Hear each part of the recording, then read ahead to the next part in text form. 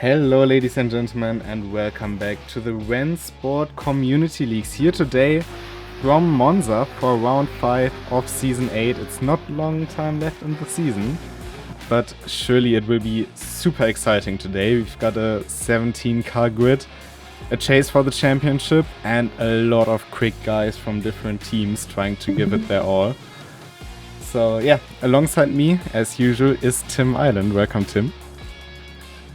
Hello Lena, hello everyone on Twitch, how are you guys doing? I hope you've had a fun weekend, getting back into the rhythm of things after the Christmas holidays and working our way towards the end of the Community League here and into the Raw Before the 24 for the real life motorsport fans. But not only the real life fans, but more on that later, because right now it's start of qualifying here in Monza. And yeah, as said, it's round 5 of 6, and of course the 6th round is always decided, or not always, but so far has been often decided by our community vote. And this time it was the same. We had Founders Track, Daytona and Orchard Road for the choosing. And yeah, we've got a not clear winner, it has been quite tight, but we have a winner now to decide where we drive our final race of the season, and I think that's what we should start the stream out with, shouldn't we? What with the next race? Yeah, we can just skip to the next race potentially, but what the next race will be, because whatever the result of today is, and we know that Monza can be very, very chaotic, but yeah, whatever that result will be is of course very decisive of the last turn, as we have a bit of a traffic jam here in the final corner, as everybody's trying to get clean air going into the first flying lap.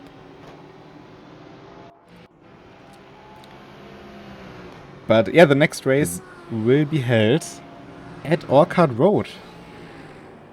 Bit of a surprise winner, isn't it? It is a bit, yeah. I gotta admit, I was not expecting Orchard Road to win, but it did. So, and it always seems to bring pretty good racing. So, we're all winners, technically. Certainly out of that vote. I know that especially our long-term members were voting for this one specifically because it's very different. It's of course a very tight city track opposed to a very, very big motorsport cathedral that Daytona is. But yeah, I'm very much looking forward to it. And it's also the opposite of what we have here today, which is a full power circuit. And as you can see on screen, we've got quite a couple of Mustangs in here. In general, a very good mix of cars on track here today. Yeah, we have. We've got, I think we've got pretty much everything, haven't we, in the race? I think the only one we're missing is a McLaren, if I'm not mistaken. Yes, you are right. We have got a BMW, so someone's repping for the BMW, but there are no McLarens. Sad face. That one being Dustin Magics from the 7 team, who have 2 members in here today. One being himself, and of course Barry. We have, I think, nearly the full EVR squad here. We have a lot of drivers from RRT. It's all looking to be very, very exciting. And one of the first guys to come across the line and set a proper lap time is Adam Larkin. He puts it on pole with a 48.6. That is already a very good benchmark. Shigo doing a 49.3 earlier in the Aston Martin. Let's see what our championship leader Kimi Harpler can do. Coming across line, it's a 48.8. Second on the grid at the moment. Dominic Ladler climbing up to 4th. Tim Schroeder separating the two with the 49.1. I think we can expect low 48s here. Yeah, a lot of them were doing pretty quick times in practice just before the broadcast started, so I'm expecting some pretty close bunching. It's Monza, so it's all going to come down to tenths, I think.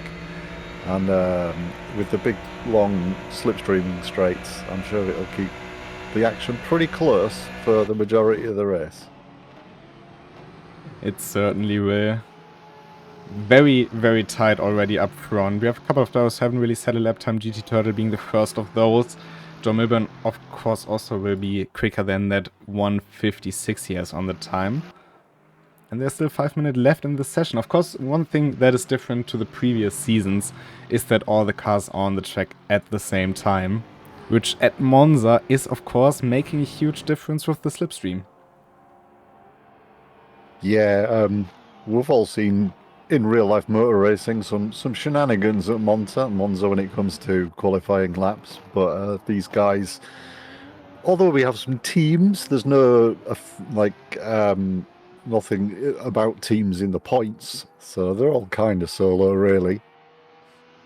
But I'm sure there's the opportunity for a little bit of slipstreaming here and there, and obviously you saw the dreaded bunching on the last corner when they were coming around for their warm-up lap. Well, certainly, as you say, these make the changes. One of our NGS drivers, also on P7 currently with Cesco Monuera. But yeah, looking at the championship, we can see that there is a bit of a lead after the last race, which has been, of course, very chaotic, with Kimi Hapler on 58 points compared to Shuigo's 46, and it's super tight afterwards. They were on 46, Maki with 42, Dominic Ladler on 40 still in the hunt. And also the EVR guys after the last race getting a lot of points. Joe Milburn sitting there in 11th, but certainly one of the guys to look out here today. Looking very good for Kimi Hapler, but not yet safe. I think that is pretty clear to say, especially here at Monza. Yeah, he's a couple of tenths behind, which isn't a massive amount. I'm expecting it to get a little bit tighter by the end of qualifying. There's still 3 minutes left, so a couple of laps left to go. But also Tim Schroeder very close behind him, so he's not got a lot of advantage over Tim Schroeder. Definitely that can get sucked up with a bit of slipstreaming for sure. Although Tim Schroeder not got a lot of a gap to is it Chris Woods? I don't know if it's Chris. Is it Chris Kane Woods? Woods. I can't remember their first names. It just shows their initial. Kane Woods putting his car into fourth. Yes. Oh, it says it right there on my other screen. What an idiot. The more you know. But yeah, Dominic Lalla currently sitting in 8th. Didn't have the best of races last time around. But certainly looking back to strike back this time. Monza, of course, with the slipstream, you don't have to be exactly as fast as the car in front. And look at that, Kimi Hapler on pole with a 48.5, but Shuigo from far down the grid somehow getting a 48.5. I've seen how quick he is. I've raced with him this week on this track, but a 48.5, that is a very, very good lap time from the Aston Martin driver and puts him right on the front row. Yeah, he just managed to beat Larkin by a tenth, and then Kimi Hapler dropping in there with the narrowest of margins. And we still, or most of them still have 2 laps left to do. So there's certainly still a lot to play for. Alizai also up there now in 5th as Joe Milburn is putting his car into 3rd. That's, I think, his first proper outlap. A very, very strong sector 1 at 36.007.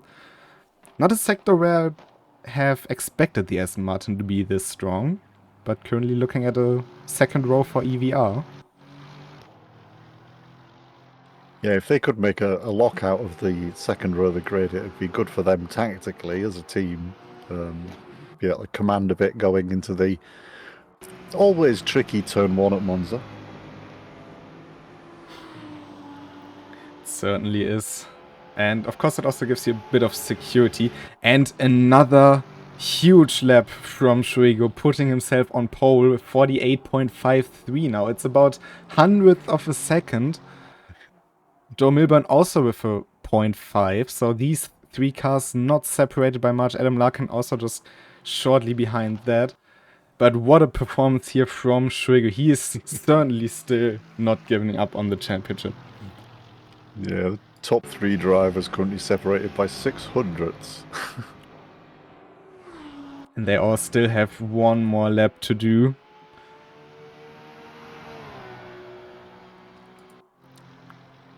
But who will who will be on pole and grab those 3 points.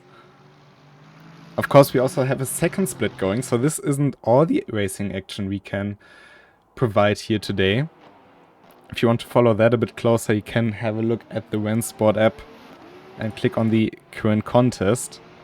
William Wallace having 2 very hungry Mustang GT3s in his rearview mirror. Although you can't see it from our timing screen unless you're some kind of maths genius. The top 6 places, there's not a 10th gap between each of them, so they're all very, very close together as far as pace is concerned right now. And P1 to P11 is also just separated by 1 second. That's on a 1 minute 48 lap. A super tight gap for all these drivers.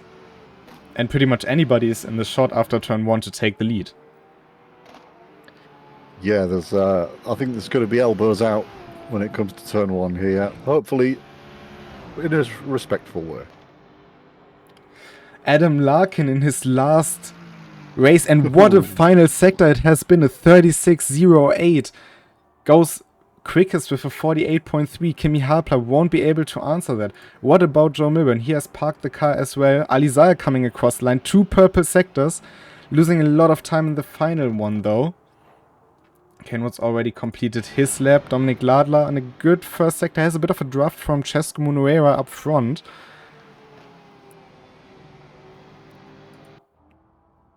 Four Mustangs in the top 8 right now. All the RRT drivers have switched to Mustangs for this race specifically, so they seem to like it. And that is session concluded. We have Adam Larkin on pole, Schwego in second, and Kimi Harpler in third. But what a qualifying session. I think it was one of the closest we ever had. Yeah, that was a pretty close qualifying for sure. There was not a lot of gaps between people. And as you'd kind of expect, everyone knows Monza, there's not that many corners, so it does tend to be pretty close. But yeah, that's just hopefully leads to an equally exciting race.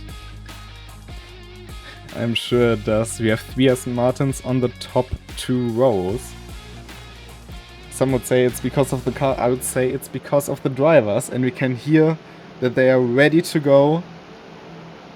16 cars on the grid. And we go racing here in Monza. And it has been a good getaway for all the top drivers. But the Porsches from the back, of course, a lot of traction. As we head down into turn 1, Schwego trying to go the long way around Adam Larkin. You have Kimi Harpler there looming on the outside. And this could be a very good position for him to take second from Schwego. There's a bit of contact. The 2 RT drivers in the background also with a slight bit of contact. And Kimi Harpler up into second place. As we go too wide on multiple occasions here through Curva Grande. Very clean first couple of corners there, though. A little bit of contact, but nothing too major.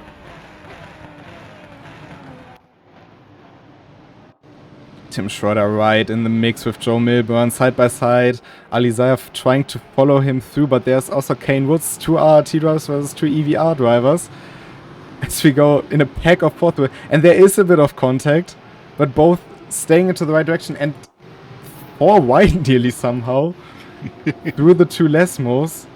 And that is for, I think, down in P10 as MS is trying to keep his positions with a bit of a worse exit out of Lesmo 2.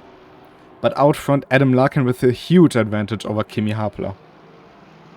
Yeah, he somehow managed to stay out of all of the shenanigans going on there and pull himself a decent lead for a first lap at a Monza race there. Second is nothing to be sniffed at down here. It's getting you out of the slipstream range. So Kimi's going to have a bit of trouble catching up unless him and Enrico work together.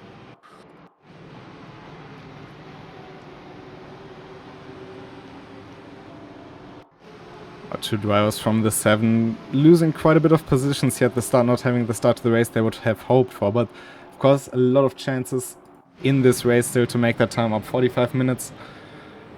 And we head down into turn 1 with Schwego trying to take back P2.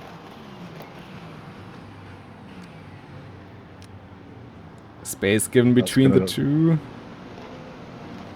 Adam Larkin's going to be seeing that in his rearview mirrors and rubbing his hands together because he knows that's a free extra gap as far as he's concerned. And look at Joe Milburn trying to find his way through as well. He's eyeing who's to follow, and he's deciding for his Aston Martin colleague in Schrigo. And there's already Tim Schroeder and Ali Zaya. Schrigo on the gravel trying to keep it out of the cars that are coming up. A lot of cars on the gravel as well behind them in the pack surrounding Kane Woods and Dominic Ladler, who goes side by side into the Lesmos. And still further side-by-sides between Tim Schroeder and Joe Milburn. Kimi Apple, of course, likes to see that, because he has now a bit of a breathing gap to the cars behind, but that's not gonna save him just yet. Dominic Ladler is stuck in a bit of a Porsche sandwich further down the field. It seems to be a sea of Porsches around him and just one lone Mustang in the middle. Oh, and big contact between Joe Milburn and the Mustangs, and a huge crash with Dominic Ladler involved. The two RT drivers coming together. I think Ali Zaya is also involved in that. Yeah, Dominic Ladler seems to be a bit stuck right now. He's desperately trying to get out of the dirt. He's moving. But there seems to be a big lump in the gravel, and neither him nor, I think it's Ali Zaya, can get moving. Oh, it's Tim Schroeder, I think. Justin Magic suddenly finding himself in 5th, trying to get 4th from William Wallace, with Segui and Barry in behind, slipstreaming through.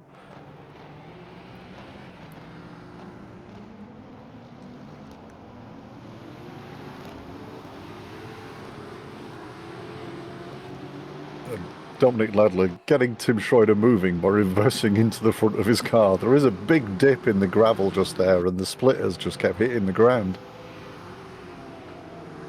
I'm just trying to think about what actually happened, as we still have a lot of action going on. Barry under pressure from MS here in the Audi, getting a better exit. Chescomaria down in 10th.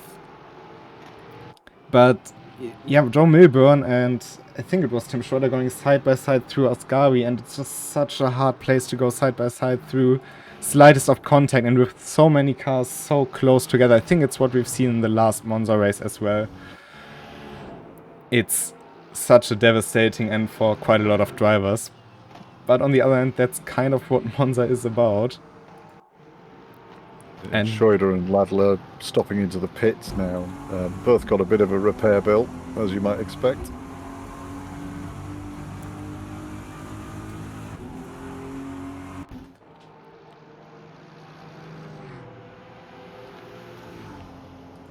Adam Larkin 3 seconds of a lead to Kimi Hapler. So he's sitting in a quite comfortable spot at the moment. Kimi Hapler himself, a 3.5 second lead can't even talk anymore. Lead to Schrigo. And Dustin Magix, we've just talked about it I think 2 laps earlier, being in P12, and now he's finding himself in P4. Behind them, Wallace and Segui fighting it out for 5th.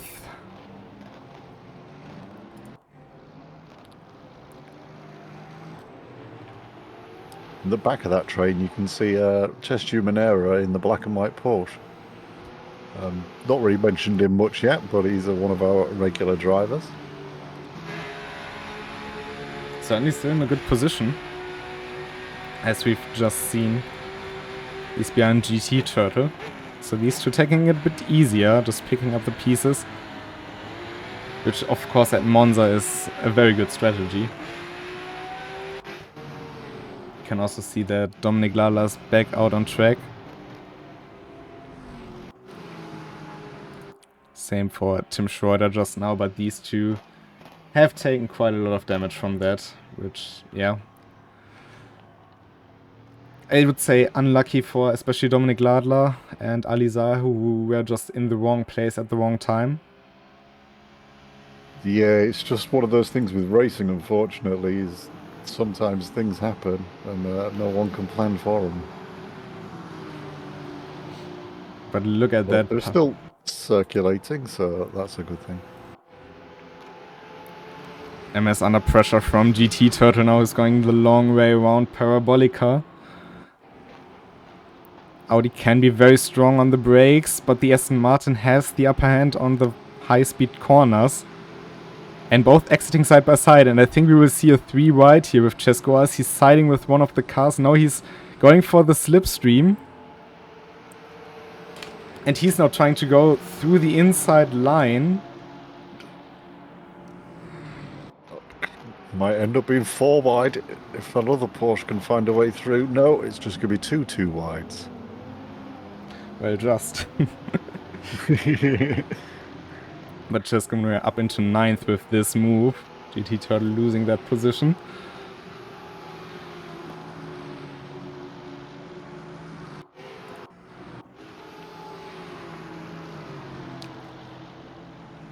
Kane Woods seems to have not had too much damage from that incident. Bit of bodywork on the front right as he makes his way around the outside in the second chicane, which is not a move you typically see, but GT Turtle has not given up on that yet. Has to back down into the first last moto.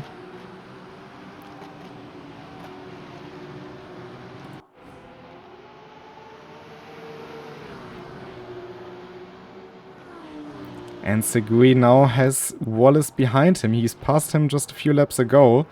But look at the car behind. That's Barry in the V7 Porsche.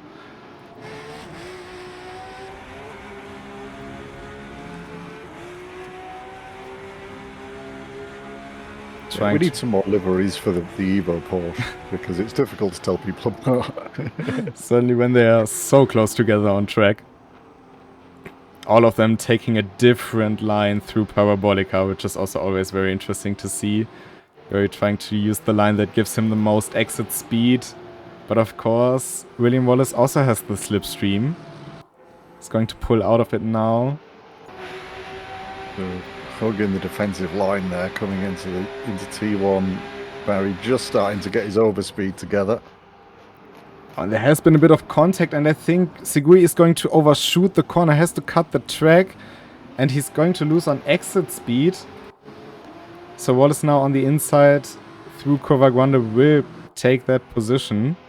But he's done off that, but can Barry slip through as well?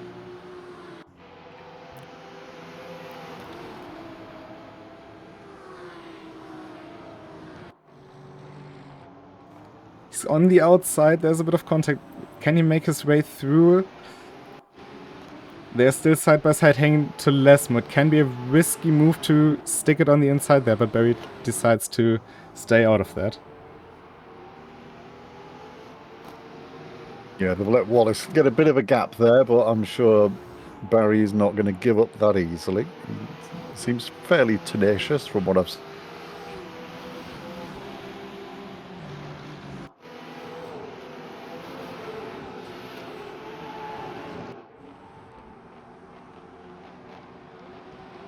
Little hiccup there on my end. I'm very sorry for that.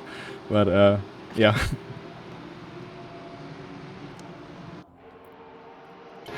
As you said, very, very close mid-pack still. Everything from a P5 to P12 within about 6 seconds. Yeah, there's a big green train on the track map right now from all the icons. Adam Larkin leading by just over 3 seconds, 3.4 seconds. And let's not forget their cars a lap down. Dominic Ladler and Ali Zaher. Also Tim Schroeder, but I think he's a bit further behind. They can unlap themselves, and they certainly have the pace to do so. Yeah, for sure. And Enrico Boininger just taken fastest lap of the race, 1:48.550. Just beating out Adam Larkin's 1:48.554. And those fastest lap points could be very, very important for him in the championship hunt. Because, of course, with Dominic Ladler being a bit out of the picture now, he is the only one to really challenge Kimi Hapler, who's currently in front of him on the road, which is not really what he needs. But he seems to have a bit of an upper edge now in race pace compared to him. Yeah, he's about 3 seconds behind Kimi Hapler right now, but it is ever so slightly closing. Last lap round, sorry. Yeah, last lap round he was about half a second quicker than Kimi actually, so I think there might be a bit of traffic going on there.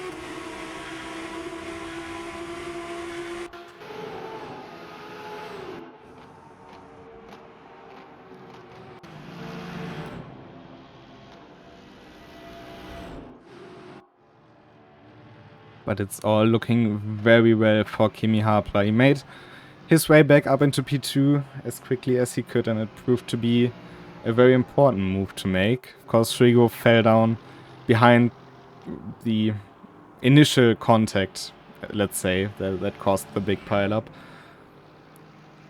It has lost him quite some time, but he's making it back up. Yeah, still 32 minutes to go, so there's always a chance for those guys at the back to pick some point. Well, there's always points in it, obviously, but then you might be able to get a few more points as the race goes on.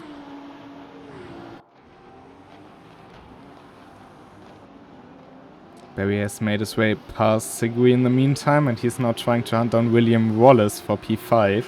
What a result that would be for the 7 team. 4th and 5th on the cards for those.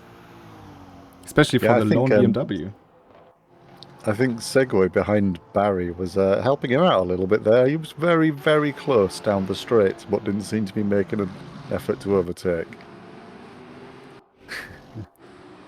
One thing that is surprising to me is how good Alizaya's pace still is, even though he got caught up in the incident as well. He's on the back of GT Turtle and Joe Milburn, the two Aston Martins just in front of him. So he is still able to make up some positions. He can keep this pace up. We can see some damage to the front left of the car. Yeah, he's kind of at the back of the train right now, but there's a lot of positions up for grabs, and we know Ali's pretty good when it comes to the racecraft, so it should be a fairly exciting one to watch for the rest of the race. Well, you know where Ali is, there are usually some fireworks as well in terms of racecraft, as GT Turtle is running a bit wide, and that opens the chance for Aliza here. Also with a slipstream from Joe Milburn. I have seen him send the Mustang sideways a little bit. So, typical Aliza behaviour. Well, it's something that we usually see with him and front engine cars. Whether it be this or an M4 GT4 on the Nordschleife. GT Turtle not hesitating to try to take it back though, so... No, he was not waiting for... He didn't want to catch his breath there, did he? He went immediately back on the offensive. Not quite able to make it work and just backs off and lets Zahir through. Next up the road, Joe Milburn, who's behind Chesco Moreira. But Joe, of course, also having quite a lot of pace. After winning last race, I think he may be a bit disappointed in that. Or did he actually win the last race? I have to double check. Yes, it was Joe Milburn. In this case, it seems to be Adam Larkin who is the lucky one from EVR to make it out unscarfed. Yeah, Larkin has reclaimed fastest lap of the race, doing a 1:48.535 now, so just pipping Enrico Breuninger's time by 1500ths. And he stretched his lead out to just over 4 seconds, so he's thoroughly enjoying being at the front of the race right now.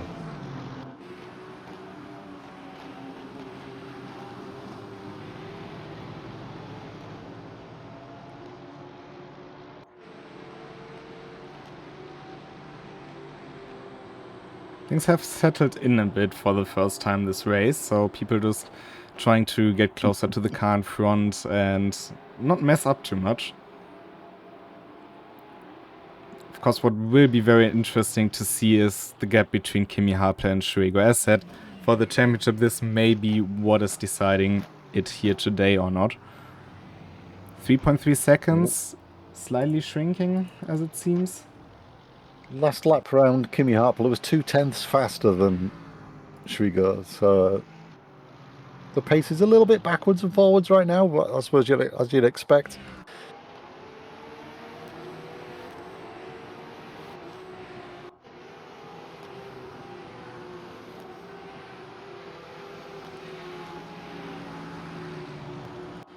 Alizar here losing a bit of space to Joe Milburn as he had to go defensive into turn 1. GT Turtle putting a bit of pressure on him to make him take a bit more of a defensive line through the chicane. Joe Milburn now right on the back bumper of Cesco Monuera going to the first Lesmo. He said he has his teammate not too far up the road, so if these two can get together, they may try to bump draft themselves a bit further up the order, as Kane Woods is currently struggling to get by the Audi of MS. Joe Milburn going around the outside of Cesco Monuera. Side by side into Ascari. Not this time.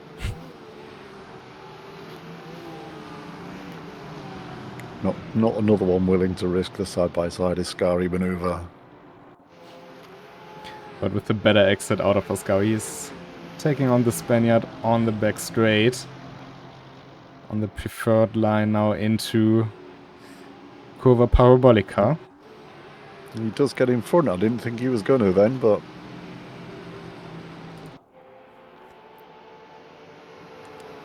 And very well within slipstream range of William Wallace. Now is he gonna try it into turn 1? No, he's not yet. But Cesco Monuera is going to try to take back P10 here from Joe Milburn and seems to do so successfully at the moment. But look at Alizar. Oh. Now that looked... I think he wasn't... It looked odd, but I'm wondering if Ali wasn't quite expecting them to be going as slow side by side around the back of the chicane as they were.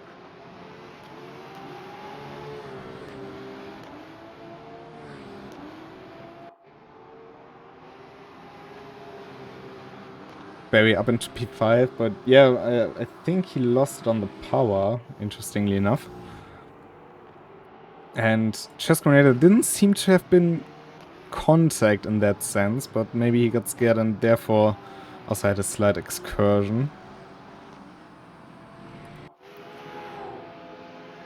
Well, Ali straight back on track and behind a AMG. His more usual car, shall we say. Although he has driven the Mustang before at Hockenheim, that was. So he's going side by side with Konarski here into Ascari. This one is seemingly ending a bit better than last time around. Yeah, the AMG decided to back out there. And we've got a bit of grass tracking going on with the Mustang behind, which is Dominic Ladler. William Wallace now seeing his chance at P5, although he gave Barry a bit of a bump draft, so maybe he's not trying to fight Barry here, he's trying to push Barry towards his teammate, which of course could help William Wallace secure that P6 or maybe even climb up the ladder a bit more, because Segui is still in a very, very good position as Kane Woods is going side by side with MS here, and his teammate just behind in slipstream.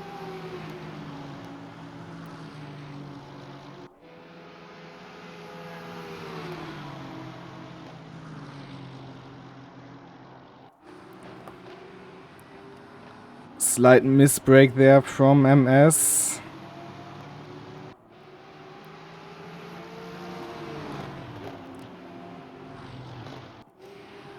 And Kane Woods still in the better position here.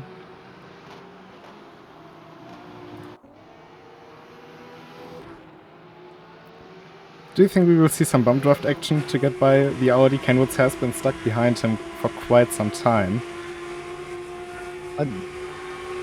It could well be. They are both teammates after all. And the Aston Martin's got a fairly big flat front, so it's not too bad for a bit of bump drafting. This perspective does show us what kind of damage Kane Woods has, which is definitely not helping around here. Going towards the outside in front of his teammate. I'd have been a bit skeptical with that, but going the long way around Parabolica, where's Joe Milburn going, and he's actually bump drafting the Audi. More interestingly, and he's emerging in front of Kane Woods. What a move it has been for Joe Milburn. Now the question is, can he get past MS going into turn 1? And how happy will Kane Woods be with that? A double switchback on the straight. Not quite what you would like to see, but... I'd like to be a fly on the wall in that voice chat right now. Not sure if they are in a voice chat usually, but the debrief is certainly going to be interesting.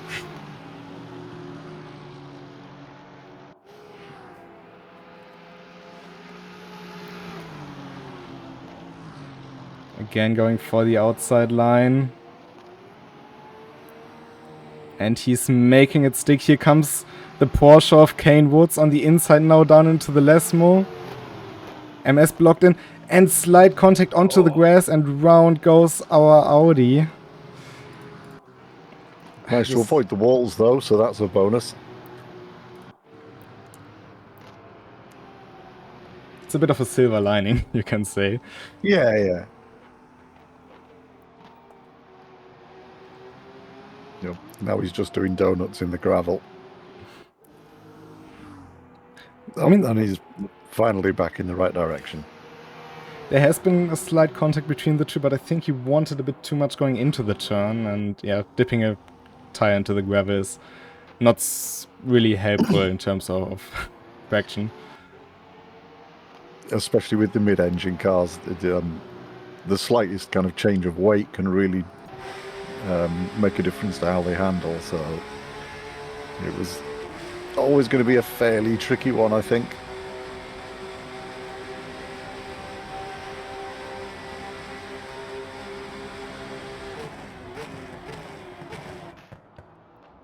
Barry still not in a secure 5th place here.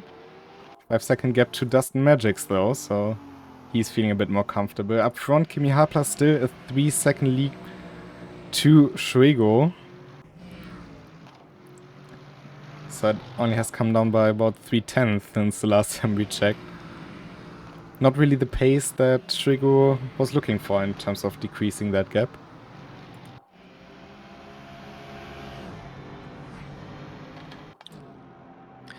Yeah, he's definitely got the pace, but his consistency seems to just not quite be the same as Kimi Harpler's, who's staying pretty close together as far as lap times is concerned.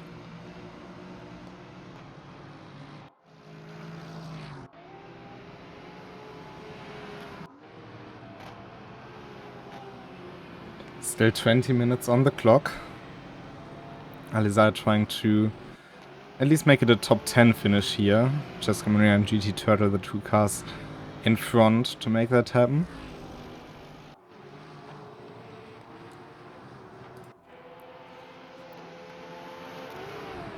And Dominic Ladler just behind for a bit of a battle of the Mustangs there. No, it's not. Yeah, he's a lap down. Yeah, he's a lap down. I'm sure he will be pretty disappointed with that, because he had a very good position to start with, to make some points, to make a good race out of this, most importantly. And yeah, just being caught up as an innocent bystander in that incident that kind of has been sparked by his teammate as well. Yeah. Maybe not the best situation to be in. And then getting stuck in the dip in the gravel was an insult to injury to him and Tim Schroeder, really. Yeah, but that incident, I'm sure people will look at, trying to find out what went wrong. I think it was just a super small contact there between Joe Milburn and Tim Schroeder that sparked it to begin with.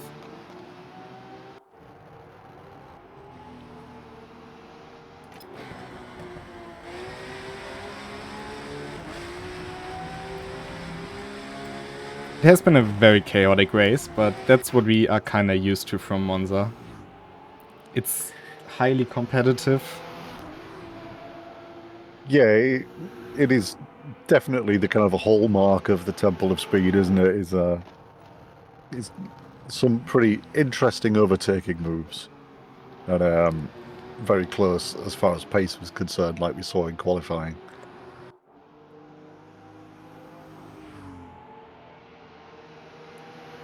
Because when we go to Orchard Road next time out in 2 weeks for the final race, it is a very tight streak circuit, so there will inevitably be some contact. But yeah, people I think will be a bit more cautious with the walls around. There are not these high speed corners like here on Monza. No, and you've got to kind of set up your overtaking moves a couple of corners in advance, really. So it's going to be a bit of a thinking man's GT3 gate race, I think, unless you've got a clear pace advantage on everyone else. Which, on such a short circuit, probably not. Most certainly, yes. So I'm very much looking forward to it. I do like some races on Orchard Road. It is very rewarding, in a way. As Alizar is not trying to make his way past Cesco Moreira, who is not going to put up much of a fight here, because he knows the pace of Alizar. He's raced him countless times.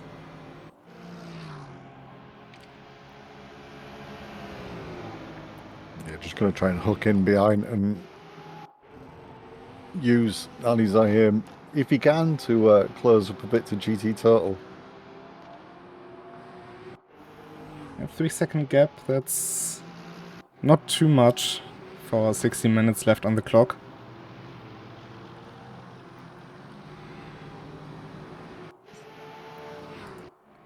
But what a performance here from Adam Larkin. 5 seconds to Kimi Harpala. Yeah, he's beaten his own fastest lap a couple of times, actually, but he's currently sitting at a 1:48.440. He did do a little bit of a quicker lap, but I think he must have cut the track a little bit, so it didn't count. Kimi Harpala getting a tow from Tim Schroeder here is also very interesting.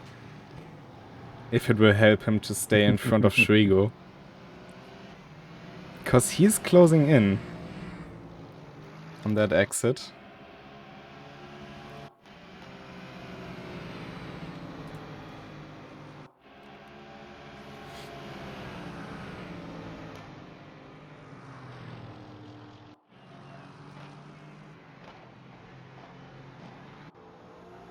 Also seems like Barry is able to build a bit of a gap to William Wallace now, to at least have him off his neck for a couple of laps.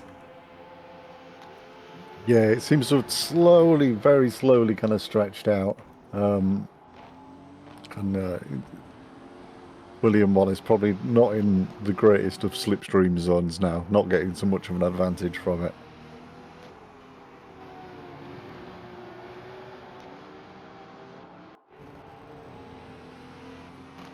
Just running the calculations of the current points. And one thing that is definitely astonishing from the EVR guys, since they first raced with us last time out in Fuji, in 2 races they are looking for a second victory against very tough competition. And even though it took a bit of a, let's say, sacrifice in one way, it certainly does seem to pay off for them. Yeah, they've been a fun addition to the last couple of races. I hope we see them in the final and continuing into the next season, where they can maybe compete a bit more for the top spots. But they've spiced up the last couple of races, and the V7 guys as well. They're both doing really well, 4th and 5th in the race at the minute. Yeah, they really took the gate that opened in that incident and made it work for themselves and haven't looked back. We know the pace of them, especially Barry. I have raced quite a lot and had some very good races, especially on the Nordschleife. These are forces to be reckoned with. But now here on the Nordschleife they are showing why they have this pace as well. Maybe not all out pace in terms of qualifying, but once you give them the opportunity, they are surely gonna take it. And Kane Woods is in the pits with huge damage to the front. So that, of course, changes quite a bit further down the order in terms of position. Running with the positions we had a lap ago, the championship would look as the following. Kimi Harpler would go into the final race with 81 points to Schwigo's 67. And 14 points is something you can theoretically make up if Kimi Harpler has a DNF or finishes very low down the order. But Kimi Harpler basically just needs to run a fine race to secure his first RCL championship. What is definitely a fact is that we will crown a new champion. Either Kimi Harpler or Schwigo. One of these two. And both very worthy of a championship, aren't they? Yeah, they've both been with us a long time, and I think it's always kind of been on the cards. It was just stringing the right season together, and definitely not taking anything away from them. But Dominic Ladler seems to have had a bit of a.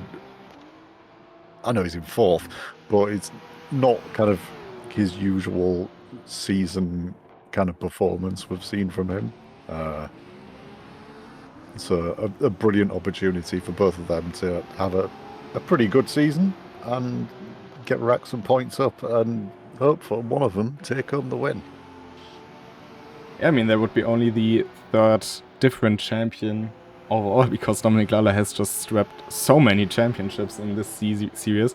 The only other champion we had being a two-time champion in Rouen den Hurd, who has beaten the likes of Kimi Harpler and Tim Schreider at the time, but currently, with the pace all the RRT drivers have, I think that would be a very tough ask, especially with their consistency usually. But yeah, I mean, a lot of points here for some drivers. Adam Larkin, of course, also making up a lot of positions with the points he had from last race already up into P9. And Cesco Monorea on that 39 points in P7. Maybe even a top 5 possible at the end of the season. But I'm very much looking forward to what we will experience in 2 weeks' time. And of course, next week there will be another championship conclusion.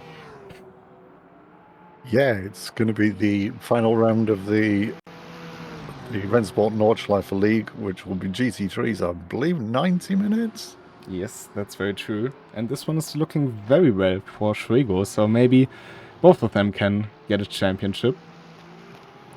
And that's actually also a race where it comes down to 2 drivers, because that's between Schwigo and Ali Zahir.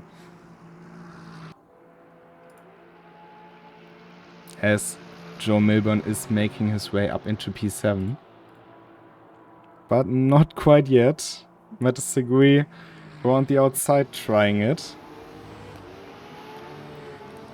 And Joe Milburn having to go through the escape road.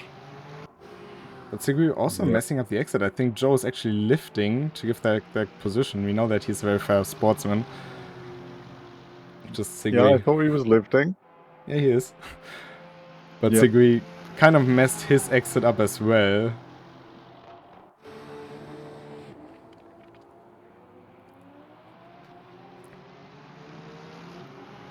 The gap up front is still 3 seconds, so there really hasn't been any changes between Kimi Harpler and Schwigo, which is also insane to think about, lapping for pretty much the exact same pace, 30 minutes long. Yeah, their fastest lap is pretty much identical. There's only a couple of hundredths in it. Their lap times, they tend to kind of be about a 2/10 gap one way or the other, but it's which way around it goes seems to alternate. So it's averaged out. The gap stayed pretty much the same.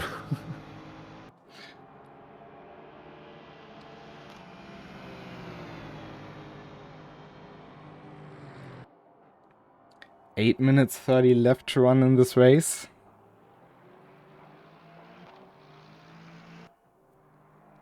And it's all in the hands of this man, Adam Larkin. Adam Larkin still setting fastest laps. He just seems to be getting quicker and quicker. His last lap round, a bit less impressive, but he's set another purple lap. William Wallace also right back into striking distance here, and they are both closing in on Dust and Magic, so Is Barry thinking about keeping William Wallace behind so they can secure the 4th and 5th place? Or is he also trying to get that P4 from his teammate and is just dragging William Wallace with him? Yeah, there could be some interesting team tactics going on there. I don't know if there are or not, but yeah, they're definitely kind of within striking distance of Dustin Magic. I don't think it'd take too long before they were in full overtaking distance if Barry gets his foot down. But like you said, he could be just backing off a little bit and just making sure that Dustin gets the 4th place.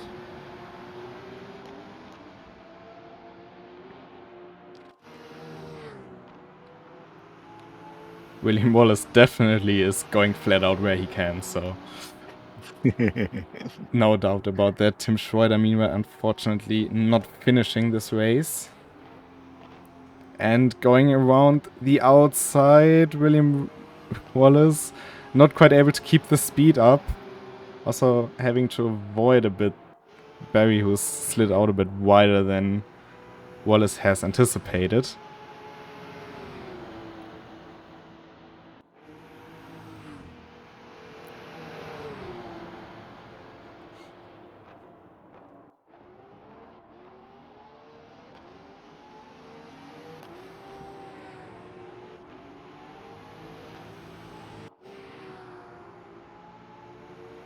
It's the first time that cars have really spread out in this race, I feel like. Yeah, it's definitely been one of the closer races of the series as far as kind of gaps is concerned. We've still got people pretty close together on track, which has led to some pretty exciting moments. I, for one, have thoroughly enjoyed it so far. 5 minutes left to go. I'm sure fireworks will start off within the last couple of laps. They always tend to do. We are still looking at a possible P9 finish for Alizai. He certainly has the pace to get close to GT Turtle come the end of the race. Yeah, he's lapping about 6-7 tenths faster than GT Turtle, and the gap's currently 1.2 seconds, so an overtake there is a definite possibility.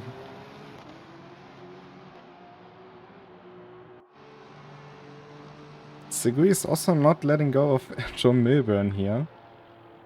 Not sure what the damage on Joe's car is, so that will possibly slow him down a bit here, but yeah, the Frenchman definitely having good pace here compared to the Aston.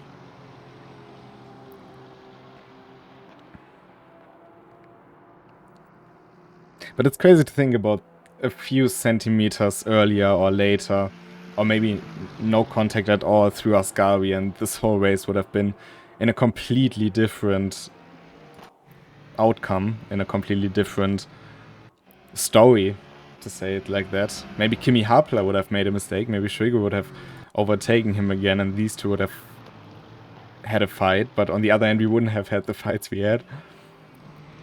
Motorsport is and will always be a what-if sport, but it's still a very, very close thing between one outcome and the other.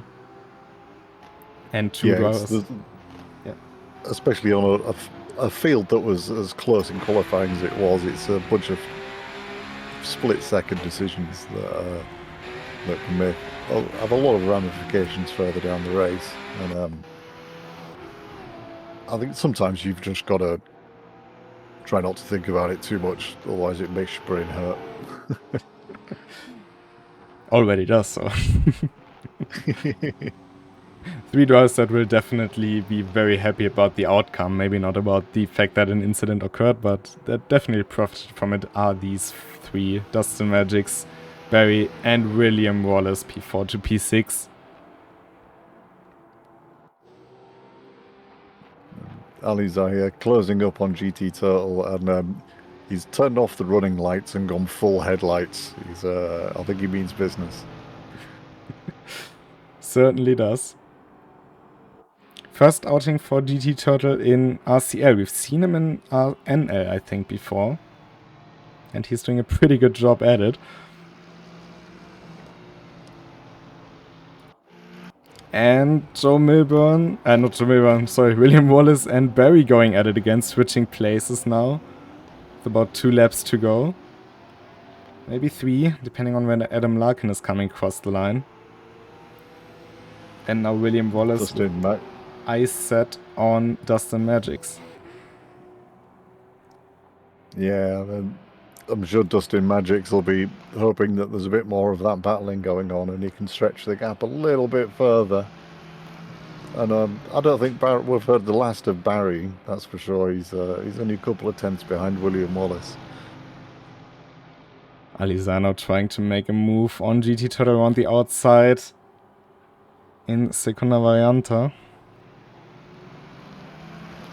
Not quite able to make it through this time, but he has still quite a lot of mileage left to do it, so he doesn't have to rush it.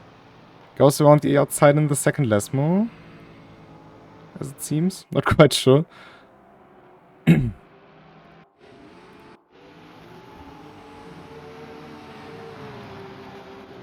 Oh, and Barry... looks like GT Turtle has got a drive-through penalty. I'll try and find out exactly, but presumably for track limits. Yeah, probably for exceeding the incident point limit. You get a certain amount of incident points you can have, but at some point you are going to get a penalty for it. But with the bigger contacts earlier in the race, quite understandable. The small dip into the gravel, can Barry make back what he lost in that final lap? Because Adam Larkin is on his final lap. And GT Turtle going in to serve his drive-through, so Ali Zahir taking 9th place. Cesco Monero with that up into 10th.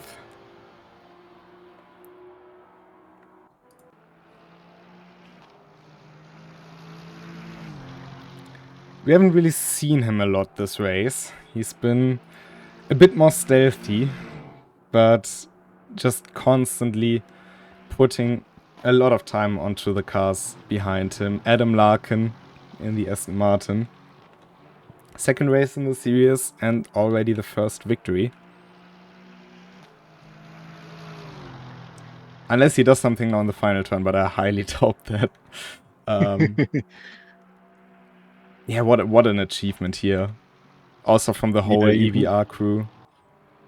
You can see the other guys just behind in the distance, but 7.5 seconds. Brilliant lead, brilliant race from Adam Larkin. Congratulations, Adam. You are an RCL winner. And for Kimi Harpler, it may not be the victory, but it may sure feel like one, because he has put the championship hunt right in his hands for the final race. Shuryo in third. I think he can still be proud of that. It has been a very, very good performance. In the end, he made about 2/10 on Kimi Harpler. But then it's Dustin Magics from far down the grid, using the surroundings he had, and up into P4. William Wallace in the end finishing in front of Barry. And Joe Milburn securing P7. Seguri in P8. Then it will be Ali Zahir. Could have made a lot with the pace he had, unfortunately caught up in that incident. Cesco Monero, I think, can also be very proud of that finish. And that is our top 10. Cesco Monero. Good for some points for him. He always seems to be just sneaking the points in, as we've said a few times over the course of this season. So this race no different. Just adding useful points into his tally. Certainly does. And what a race it has been. It has had pretty much everything. Yeah, it definitely had a bit of everything. A bit craziness, a lot of overtaking, some hilarity. I thought it was hilarious anyway. I'm not sure Dominic Leffer and Tim Schroeder will agree with me. Whatever you would say. it has been what you kind of expect from Monza, but even a bit more potentially. Let's have a look at how this has changed this championship standings. In the top 12, Kimi Harper on 81 points and Trigger on 67. That is what we had before. But then Alizar making a few more points, splitting in right between Dominic Ladler and Mark Heareth on 43. Joe Milburn securing a few more points to get him up into P8. Adam Larkin with that victory into P9. And the rest is pretty much known. Yeah, Dustin with that finish right up into P13 and 25 points. So there's quite a lot of positions he can still make up with that result. Going into Orchard Road, anything's possible? That's very true. There's some odd situations can happen in Orchard Road depending where if someone gets turned around and where they get turned around, you can very easily go from the front of the race to the back of the race very, very quickly. So yeah, I agree, anything is possible. Only one way to find out, and that is to tune in 2 weeks' time to the RCL Season 8 finale, or to next week's finale on the Nordschleife, a 90-minute race with GT3s between Shuigo and Alizar here. That will be very interesting. And one more thing we will have for you next week. You have maybe already seen it in the Discord, but there will be a Daytona 2.4 hour race. Unfortunately not broadcasted, but we may drive it. So if you check out the RENNSPORT special events in the Discord, you can get all the infos about it. And I think it will be a glorious event. It has been a very fun event last time. So yeah, I'd say enjoy the rest of the day, enjoy the rest of your weekend. We see you in 1 week's time, and until then, goodbye. Goodbye.